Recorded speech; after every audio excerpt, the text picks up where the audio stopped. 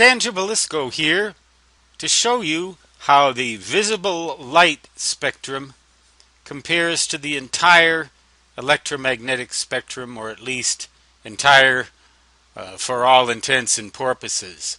From 10 to the 8th meters, that's 100 million meters, all the way down to 10 to the minus 12th meters, that is a trillionth of a meter.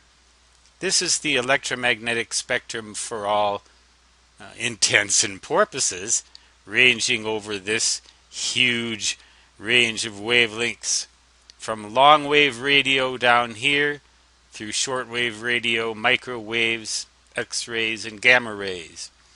All of the familiar waves that travel through a vacuum that we are familiar with are electromagnetic waves. Radio waves are, X-rays are, gamma rays are, and visible light also is. And here is a little piece of that electromagnetic spectrum shown on a logarithmic basis, expanded out into the visible spectrum on a linear scale. Visible light ranges from about 390 nanometers, that's 10 to the minus 9th meters, to about 770 nanometers. So visible light actually occupies only a very tiny sliver of the electromagnetic spectrum, as do the shortwave radio bands, the longwave radio bands.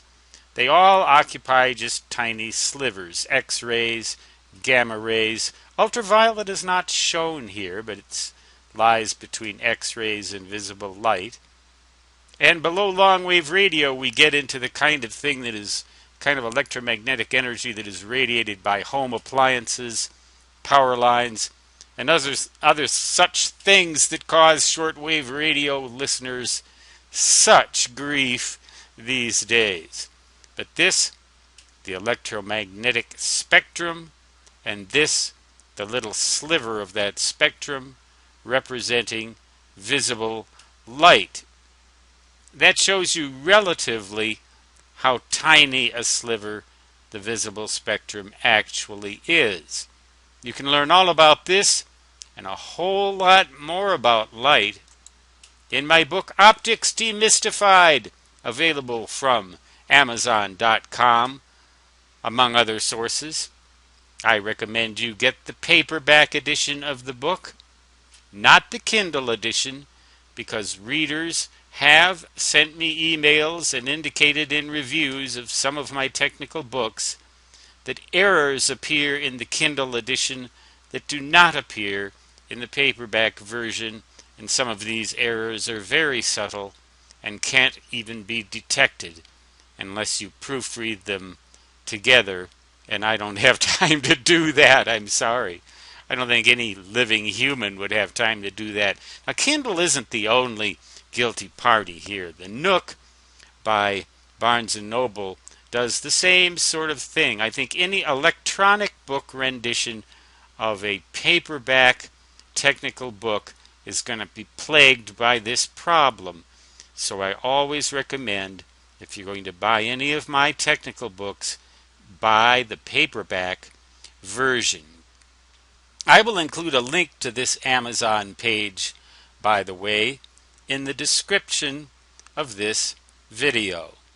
Meanwhile, if you want to buy the book, you can browse through it on this website right here. Look inside and see what's there.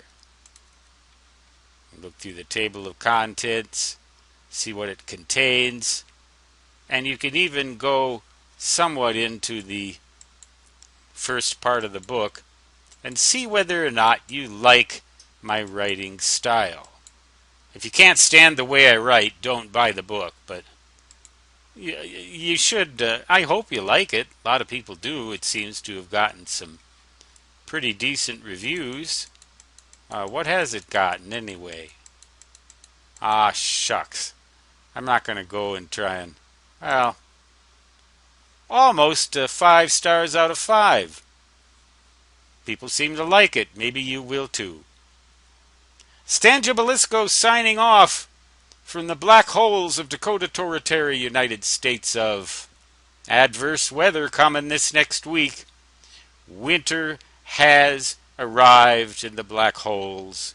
Will soon fill with snow and become totally reflective of visible light. Until next time, so long.